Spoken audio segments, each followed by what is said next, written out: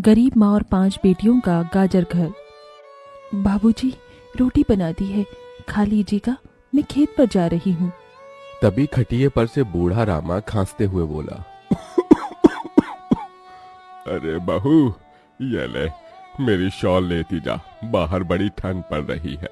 नहीं बाबूजी, इसकी जरूरत आपको ज्यादा है, क्योंकि घर में ओढ़ने को एक भी कंबल नहीं। माँ, आज हम तीनों भी आपके साथ चलेंगे खेत पर बच्चों, तुम्हारे पास स्वेटर भी नहीं, सर्दी लग जाएगी। माँ, जल्दी तो आपको गुलिया दीदी और तानी दीदी को भी लगेगी। अगर हम जब एक साथ मिलकर खेत पर काम करेंगे तो ज्यादा पैसे आएंगे और फिर हम कंबल खरीद लेंगे। मेरा राजा बेटा कितना समझदार हो गया है, माँ के दुख को समझने लगा है। सरिता अपने बच्चों के साथ खेत पर आती है, जो कि जंगल के पास पड़ता था। बच्चों, हमें आज के आज खेत जोतकर गाजर की फसल बोनी है। सरिता की चारों बिटिया और राजा भी कड़ी मेहनत से बंजर खेत को जोतते हैं और फिर सब मिलकर खेती करते हैं। दिन बीतते हैं। एक रोज जब सरिता घर आती है तो वो अपने पति को घर में जुआ खेलते देखती है। अरे बिरजू, भूख लगी है। ये ले, दारू 2 घूंट मार ले। अरे खाली दारू, इसके साथ कुछ चखना मिल जाता तो मजा आ जाता। अरे देख बिरजू, तेरी लुगाई आ गई। बिरजू को घर में जुआ खेलते देखकर सरिता बौखला कर बोली, अजी, तुमको शर्म नहीं आती? घर में जुआ खेलते और दारूबाजी करते। तो फिर बोली, अरे जानती नहीं, पति परमेश्वर होता है और पत्नी की जगह पति के पैरों में होती है। चल जल्दी से मेरे लिए अंडा ऑमलेट बना और गरम रोटी भी। तुम्हें अब मुफ्त का खिलाने को राशन नहीं मेरे पास। 6 बच्चे हो गए हैं, जानती भी हो इन सब का पेट कितनी मुश्किल से पाल रही हूँ मैं। तुम्हें तो जिम्मेदारी से मतलब ही नहीं। घर में बूढ़ा बीमार पिता है, तुम तो कमाने गए थे ना, फिर क्या हुआ? आते ही पैसे मांगने लगी। पति ने खाया पिया कि नहीं, ये तेरा बाप पूछेगा। नशे में तो बिरजू सरिता से अकड़ते हुए अपनी चमड़े की चप्पल निकालकर उसे बहुत पीटता है। ये ले, और लड़ाई जुबान। मैं कमाता नहीं तो क्या इस घर में मेरी इज्जत नहीं होगी? ये ले। बचाओ, ओह बचाओ, माँ को मत मारो पिताजी। तभी लड़खड़ाते हुए बिछौने से उठकर बूढ़ा रामा कहता है, अरे निकम्मे, छोड़ दे बहू को, निकल जा इस घर से तू, और फिर कभी शक्ल मत दिखाना। अरे ये मेरा घर है, मैंने बनाया है इसे। बिरजू चला जाता है। तभी रामा रोते हुए बोलता है, अरे जाने कैसे उड़ाऊं बेटे को जन्म दे दिया है मैंने। मेरे हाथों भारी गलती हो गई जो इसे तेरी शादी कराई। बहू, माफ कर दे मुझे। पर उस 5 बेटियों की गरीब माँ का दुख इतना ही नहीं था कि एकदम से जोरदार तूफान उठा और झोपड़ी की छत हवा के झोंके से उखड़ कर गिर गई। हे भगवान, इतना भयंकर तूफान! तानी, गुड़िया, अंजू, तुम तीनों सोनी, राजा और मुनिया को लेके बाहर निकलो, मैं दादाजी को लेकर आती हूँ। उठिए बाबूजी। नहीं बहू, तू जा, मेरा समय आ गया है। तुझे उन 5 बच्चियों की सौगंध, तेरे बाद उन्हें देखने वाला कोई नहीं। जा बहू, जा। सरिता के बाहर निकलते ही पूरी झोपड़ी गिर जाती है। सरिता छाती पीट पीट कर रोने लगती है। बाबूजी। अरे कैसा निर्दयी है रे तू ऊपर वाले! क्या मिला आखिर, क्या मिला तुझे मेरा घर उजाड़ कर? तू खुद तो अपने घर में सो रहा है और मेरी 5 बेटियों को बेघर कर दिया। जवाब दे, तू बोलता क्यों नहीं? सरिता को टूट कर रोता देखकर उसकी 5 बेटी भी बिलख बिलख कर रोती है। चुप हो जाओ माँ, रो मत।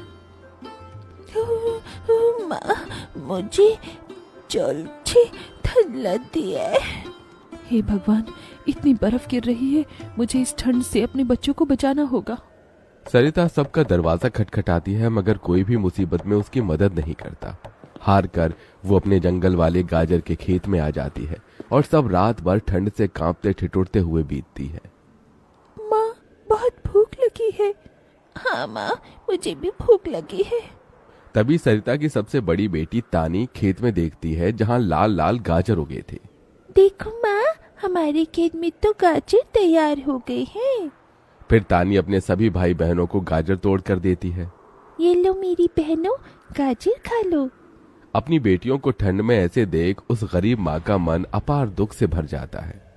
अपनी इस गरीब लाचार माँ को माफ कर देना बच्चों, तुम्हें ये ठंड भोगना पड़ रहा है। तभी एकदम से दिन का माहौल रात सा हो जाता है और तेजी से बर्फ गिरने लगती है। बाप रे बाप, एकदम से इतनी ठंड, ऐसे तो बिना घर के हम बच नहीं पाएंगे। तभी सरिता अपना आंचल उन पर उड़ाती है, मगर बच्चे थरथरा उठते हैं कि एकदम से गुड़िया कहती है, माँ, तानी दीदी, हम अपना घर बना सकते हैं। मगर कैसे बिटिया, हमारे पास पैसे भी तो नहीं। माँ देखो, हमारे खेत में कितने सारे गाजर उगे हैं, हम इसी से अपना घर तैयार करेंगे, पर हम सबको साथ मिलकर मदद करनी होगी। राजा बेटा, जब तक कि हम गाजर घर तैयार नहीं कर लेते, तुझे अपनी छोटी बहनों का ख्याल रखना होगा, रखेगा ना? हाँ माँ, रखूंगा। सरिता आग जलाकर अपने दोनों सबसे छोटे बच्चों को उसके पास बिठा देती है और खुद अपनी चारों बेटियों के साथ उस भयंकर ठंड में गाजर घर बनाने लगती है। अंजू, सोनी, गुड़िया, तुम दोनों मुझे और तानी दीदी को गाजर तोड़ तोड़ कर दो, हम घर बनाते हैं। ठीक है माँ। गरीब माँ बेटियां मिलकर गाजर घर बनाती हैं, मगर घर एकदम से ढह जाता है, जिससे सरिता दुखी हो जाती है। कितनी मेहनत से ये गाजर घर बनाया था हमने, मगर सारी मेहनत बेकार चली गई। तभी चारों बेटियां रोते हुए गाकर अपनी माँ को हिम्मत देती हैं।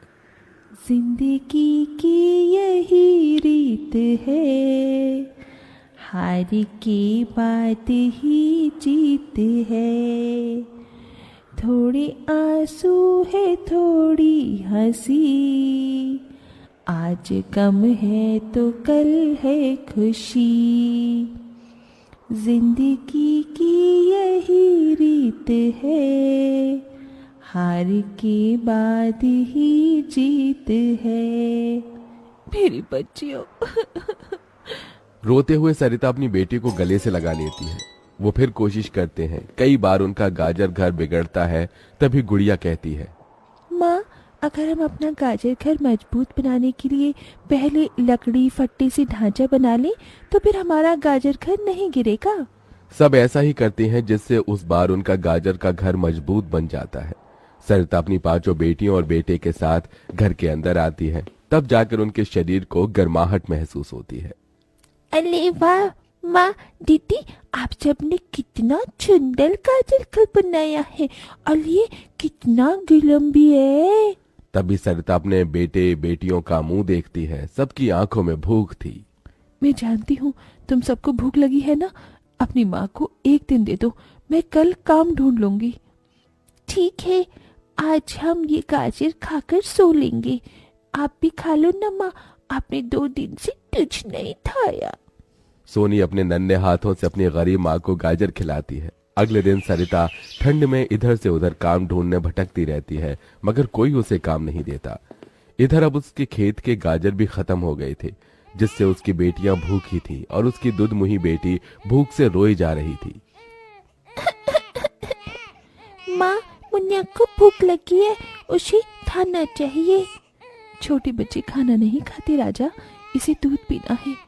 हे बसुरी बजैया, एक माँ की ममता की इतनी भी परीक्षा मत लो कि वो अपने बच्चे को दूध भी ना पिला सके। तभी सरिता को द्वार पर एक गाय के रंभाने की आवाज सुनाई दी। माँ, लगता है बाहर गाय आई है। सरिता अपनी बेटियों के साथ बाहर आकर देखती है तो गाय के थन से दूध की धारा बहे जा रही थी। इस गाय के थन में कितना दूध गिर रहा है। सरिता गाय का गर्म दूध अपनी बेटी को पिलाती है। तभी गाय उसके खेत में जाकर गोबर कर देती है, जिससे एकदम से जादू होता है और खेत लाल चमकदार गाजर से भर जाता है। माँ, ये तो कोई जादुई गाय लगती है। देखो, हमारे खेत में कितने गाजर हो गए। हाँ गुड़िया, मैं जादुई गाय हूँ। मुझे वरदान प्राप्त है, जिस भी बंजर खेत में मैं गोबर करूंगी वो फसल से भर जाएगी। मैं इससे पहले भी तुम्हारे खेत में आई थी। इसका मतलब गौ माता, आपकी वजह से उस वक्त भी मुझ गरीब के बंजर खेत में गाजर उगी थी। आपका कोटि कोटि धन्यवाद गौ माता। माँ, तुम काम ढूंढ रही थी ना, अब मैं ढूंढना। तुम तो कितना अच्छा गाजर का हलवा बनाती हो, और गाय के दूध से खोया, घी, दूध सब बनता है। तुम हलवा बनाकर बेचो। सरिता उस गाय के दूध से घी खोया तैयार कर लेती है और गाजर का हलवा बनाकर बेचने लगती है, जो कि लोगों को खाने में स्वादिष्ट लगता है। उसकी अच्छी कमाई होती है, जिससे उसकी आर्थिक स्थिति ठीक हो जाती है और वो गाय उसके गाजर घर के बाहर बंधी खेत के गाजर और घर दोनों की पहरेदारी दिया करती।